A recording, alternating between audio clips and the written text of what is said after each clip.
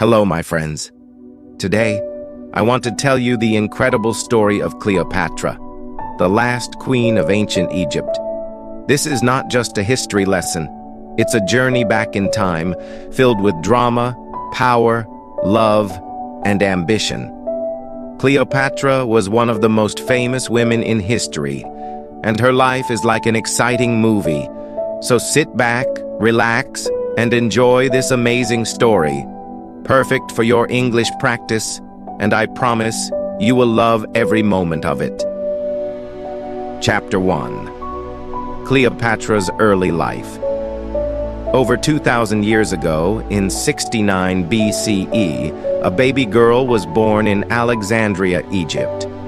This baby's name was Cleopatra VII, and she would grow up to become a queen like no other. But before she ruled, she was just a little girl with big dreams. Cleopatra was born into a royal family called the Ptolemaic dynasty. This family had ruled Egypt for many years, but they were not originally from Egypt. They came from Greece. Cleopatra's ancestor, Ptolemy I, was one of Alexander the Great's generals, and he became the king of Egypt after Alexander's death. So Cleopatra's family was both Greek and Egyptian. Cleopatra's father was King Ptolemy XII, and her mother might have been Cleopatra V. But historians are not completely sure about her mother's identity. Cleopatra grew up in a palace surrounded by luxury. She had servants, beautiful clothes, and the best education. But life in a royal family was not as easy as it seemed. There was always danger. Family members fought for power and sometimes even killed each other to become king or queen. From a very young age, Cleopatra learned that knowledge was power. While most women in her time were not educated, Cleopatra studied hard. She learned many languages, including Greek, Latin, Egyptian, and even Hebrew. It is said that she could speak at least 7 languages fluently. This was rare and made her very special. Cleopatra was also curious about everything. She studied science, math, literature, and politics.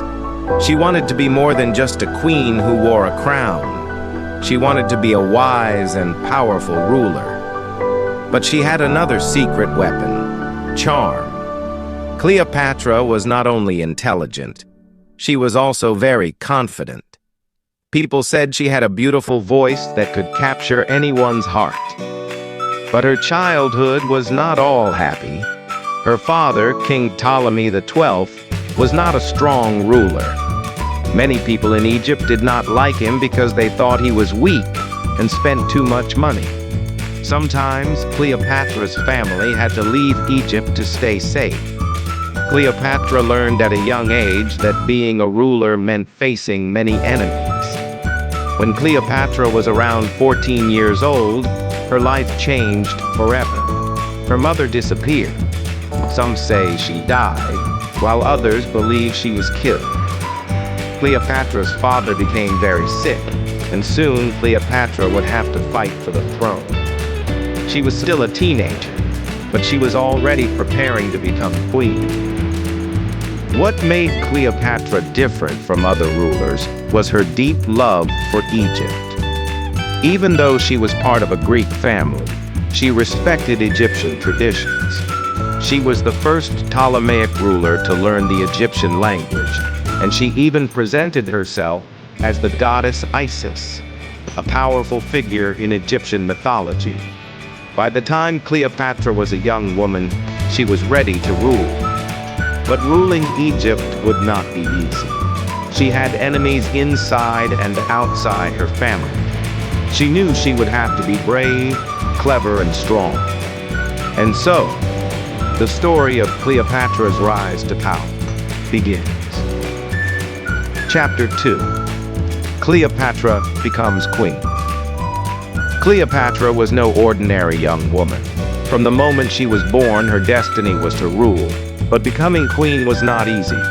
It was a path full of danger, betrayal, and clever plans. Let me tell that how Cleopatra became the queen of Egypt. When Cleopatra was 18 years old, her father, King Ptolemy XII, passed away. In his will, he declared that Cleopatra would rule Egypt, but not alone. She had to share the throne with her younger brother, Ptolemy XIII, who was only 10 years old. Yes, in ancient Egypt it was common for siblings to rule together even if they were very young, but Cleopatra didn't want to share her power. She believed she was more capable and smarter than her brother. She had studied languages, history, and politics, while her brother was just a child with no experience. Cleopatra knew she had to take control if she wanted to protect Egypt and rule it the way it deserved. At first, Cleopatra tried to work with her brother, but soon their advisors started plotting against her. The advisors didn't like the idea of a strong and intelligent woman ruling Egypt. They wanted Ptolemy XIII to have all the power because he was easier to control. Cleopatra's life quickly became very dangerous. She was forced to leave the royal palace and flee to the desert. Imagine this: Cleopatra, the rightful queen, wandering in the hot, dry desert with only a few loyal followers. She had no home, no army, and no throne. But Cleopatra was not the kind of woman who gave up. While she was in exile, Cleopatra began to make a plan. She knew she couldn't take back her throne alone. She needed help, and she had to think fast. Luckily, at this time, a powerful Roman general named Julius Caesar arrived in Egypt. Caesar was one of the most famous and influential men in the world, and Cleopatra saw an opportunity. Cleopatra decided to meet Caesar, but she knew she had to do something dramatic to grab his attention. She couldn't just walk into the palace because her enemies would stop her. So she came up with a bold and clever idea. One night, Cleopatra had her loyal servant wrap her in a large carpet. Yes, a carpet. Then, the servant carried the carpet into Caesar's quarters as a gift. When the carpet was unrolled, Cleopatra appeared, looking stunning and full of confidence. Imagine Caesar's surprise when this beautiful, intelligent young woman emerged from the carpet. Cleopatra spoke to Caesar with charm and intelligence. She told him about her struggles, her love for Egypt, and her dreams of becoming a great queen. Caesar was impressed. He saw that Cleopatra was not just beautiful, she was also brilliant and ambitious. Caesar agreed to help Cleopatra regain her throne. Together, they planned a way to defeat Ptolemy XIII and his advisors. Cleopatra's enemies didn't stand a chance against the combined forces of Cleopatra and Caesar. After a fierce battle, Ptolemy XIII was defeated, and Cleopatra was restored as the Queen of Egypt. But Cleopatra wasn't just satisfied with regaining her throne. She wanted Egypt to become powerful and respected again. She started working closely with Caesar to strengthen her country. She introduced new policies, improved trade, and even built a strong relationship between Egypt and Rome. Chapter 3. Cleopatra and Julius Caesar. Cleopatra was now the Queen of Egypt, but her life was far from peaceful. She had won her throne back with the help of Julius Caesar, one of the most powerful men in Rome. But their story wasn't just about politics. It was also about love, ambition, and danger. After Cleopatra defeated her brother, Ptolemy XIII, with Caesar's help, she became the most powerful person in Egypt. But she didn't want to just rule Egypt. She wanted to make her country strong and respected across the world. She knew that having Caesar by her side could help her achieve her dreams. Cleopatra and Caesar spent a lot of time together after the battle. Cleopatra admired Caesar's strength, intelligence, and ability to lead armies. Caesar admired Cleopatra's beauty, charm, and clever mind. Even though Caesar was much older than Cleopatra, he was around 52 years old, while Cleopatra was only 21, their connection was strong. Cleopatra invited Caesar to stay in Egypt, and he agreed. Together they explored the beautiful city of Alexandria, sailed along the Nile River, and talked about their plans for the future. Cleopatra showed Caesar the rich culture and history of Egypt, and Caesar was impressed. He saw that Egypt was... They stabbed him in the Roman Senate, and his death shocked the world. Cleopatra was devastated. She had lost her greatest ally and the father of her son. Cleopatra knew that her life was in danger. Without Caesar, she had no protection in Rome. Many people saw her as a threat, and she had to act quickly. She gathered her servants, her son, and all her treasures, and fled back to Egypt. Back in Egypt, Cleopatra was determined to stay strong. She mourned Caesar's death, but didn't let it stop her. She continued to rule Egypt with wisdom and courage. She strengthened her army, improved the economy, and prepared for whatever challenges would come next. Cleopatra also made sure to protect her son, Caesarion. She wanted him to grow up as a strong leader who could one day fulfill her dream of uniting Egypt and Rome. She taught him about politics, strategy, and the responsibilities of being a ruler. But Cleopatra knew that Egypt was still in a dangerous position. Rome was the most powerful empire in the world, and Egypt needed a strong ally. Cleopatra began to look for new ways to protect her country and her throne. This chapter of Cleopatra's life was filled with love, loss, and survival. She had faced one of the greatest tragedies of her life, but refused to give up. Chapter 4. Cleopatra and Mark Antony. Cleopatra's life took another exciting and dramatic turn after Julius Caesar's death. This chapter is about Cleopatra's meeting with Mark Antony, one of the most powerful leaders in Rome, and how their story became one of the most famous love stories in history.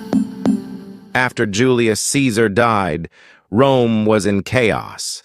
Many powerful men were fighting to take control of the empire. Among them were Mark Antony, Octavian, Caesar's adopted son, and Lepidus.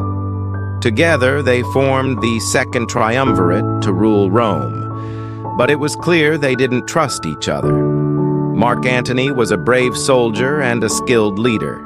He was strong, handsome, and very confident.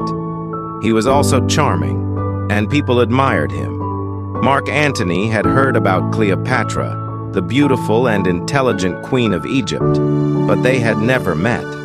At this time, Mark Antony wanted Egypt's support because Egypt was a rich and powerful country. Cleopatra, on the other hand, wanted to protect Egypt from Rome's growing power. She knew that building a strong alliance with Mark Antony could help her achieve that. One day, Mark Antony sent a message to Cleopatra. He wanted her to meet him in Tarsus, a city in modern-day Turkey, to discuss their alliance. Cleopatra knew this was her chance to impress Antony, and she planned something unforgettable. When Cleopatra arrived in Tarsus, she didn't just come as an ordinary queen. She made a grand entrance that would leave everyone speechless. Cleopatra sailed to Tarsus on a golden ship with silver oars and purple sails. She dressed as the goddess Aphrodite, the goddess of love and beauty, and surrounded herself with beautiful servants dressed as gods and goddesses. The air was filled with the sweet smell of perfumes and flowers. When Antony saw Cleopatra, he was amazed.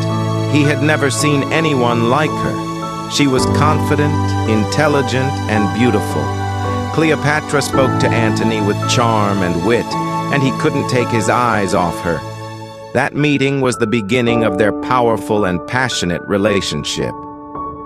Cleopatra invited Antony to come to Egypt, and he accepted. In Alexandria, they spent time together, enjoying lavish banquets, parties, and games. Cleopatra showed Antony the beauty of Egypt and its rich culture. They laughed, shared stories, and made plans for the future. Antony fell deeply in love with Cleopatra, and she fell in love with him too. Together, they dreamed of creating a great empire that would rule both Rome and Egypt. Cleopatra believed that with Antony by her side, she could protect Egypt and make it more powerful than ever. But their relationship wasn't just about love. It was also about politics. Antony needed Cleopatra's wealth and resources to support his military campaigns, and Cleopatra needed Antony's power to protect Egypt. They both knew that they were stronger together. Cleopatra and Antony's love grew stronger, and they even had 3 children together: a son named Alexander Helios, a daughter named Cleopatra Selene, and another son named Ptolemy Philadelphus. Cleopatra was proud of her family and believed her children would one day rule a great empire. However, not everyone was happy about their relationship. In Rome, Antony's alliance with Cleopatra made many people angry, especially Octavian. Octavian saw Cleopatra as a threat and accused her of trying to take control of Rome. He began spreading rumors that Cleopatra had bewitched Antony with her beauty and charms. Antony's alliance with Cleopatra also caused problems in his personal life.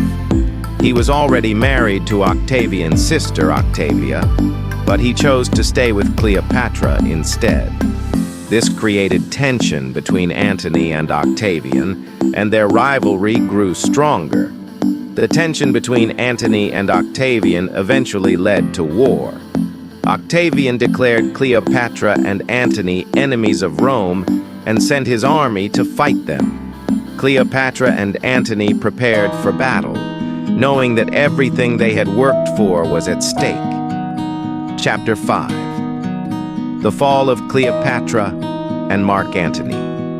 Cleopatra and Mark Antony were ready to fight for their love, their dreams, and their kingdoms. They stood together as a powerful couple, determined to protect everything they had built. But their final chapter was filled with betrayal, heartbreak, and courage that would inspire people for centuries. Octavian, their greatest enemy, was determined to destroy Cleopatra and Antony. He wanted to take control of Egypt and stop Antony from gaining more power. Octavian's army was strong, disciplined, and well prepared for war. Cleopatra and Antony, however, were not going to give up without a fight. They decided to face Octavian in a great naval battle. This battle, known as the Battle of Actium, took place in 31 BCE near the coast of Greece. Cleopatra brought her fleet of Egyptian ships, and Antony brought his Roman forces. Together, they believed they could win. The day of the battle arrived, and the sea was filled with ships, soldiers, and weapons. Cleopatra and Antony fought bravely, but Octavian's army was too strong. During the battle, something unexpected happened. Cleopatra's ship suddenly turned and sailed away. Many believe that Cleopatra retreated to protect her fleet and herself, but Antony misunderstood her actions. He thought Cleopatra had betrayed him. Feeling heartbroken and confused, Antony's forces began to fall apart. Octavian's army defeated them, and Antony was left devastated. He returned to Egypt to find Cleopatra, desperate for answers. When they met, Cleopatra explained her actions. She told Antony she had not betrayed him. She had only wanted to save their lives. Antony believed her, and their love remained strong. But they knew their enemies were closing in. Octavian's army followed them to Egypt. Cleopatra and Antony tried to defend Alexandria, but they were outnumbered. They realized they couldn't win this war, but they were determined to stay together until the end. Antony fought bravely in one last battle, but his army was defeated. Heartbroken and believing Cleopatra was dead, Antony fell on his sword. As he lay dying, news came that Cleopatra was still alive. His servants carried him to Cleopatra's hiding place, and the two lovers shared their final moments together. Antony died in Cleopatra's arms, leaving her alone to face her enemies. Cleopatra knew that Octavian would soon capture her. She refused to let him parade her through Rome as a prisoner, showing her as a defeated queen. Cleopatra was a woman of pride and dignity. She decided to take control of her fate. In her final moments, Cleopatra dressed in her royal robes and crown. She surrounded herself with treasures and symbols of her reign. According to legend, she arranged for a poisonous snake, called an asp, to be brought to her. She allowed the snake to bite her, ending her life on her own terms. When Octavian arrived, he found Cleopatra dead, lying peacefully in her royal chamber. He was shocked, but also impressed by her courage. Cleopatra's death marked the end of the Egyptian kingdom. Octavian took control of Egypt, and it became part of the Roman Empire. But Cleopatra's story didn't end there. Her life and her love with Antony became legendary. People admired her for her intelligence, bravery, and determination. She was not just a queen, she was a symbol of strength, resilience, and courage. Cleopatra's story teaches us that even in the face of great challenges, we can stand strong and fight for what we believe in. She never gave up on her dreams or her country. She showed the world that women can be powerful leaders, thinkers, and warriors. Her life may have ended in tragedy, but her legacy lives on. Cleopatra reminds us to never give up, to believe in ourselves, and to take control of our destiny. She proved that even in the darkest moments, we can face our challenges with courage and dignity. So, my friends, let Cleopatra's story inspire you to be strong, to dream big, and to never let fear stop you. Her life may have been filled with struggles, but it was also filled with love, hope, and greatness. Be like Cleopatra, bold, fearless, and unforgettable. What did you think of this incredible journey? Isn't Cleopatra's story one of the most inspiring stories in history? Let her life remind you that no matter how hard life gets, you have the power to rise above it.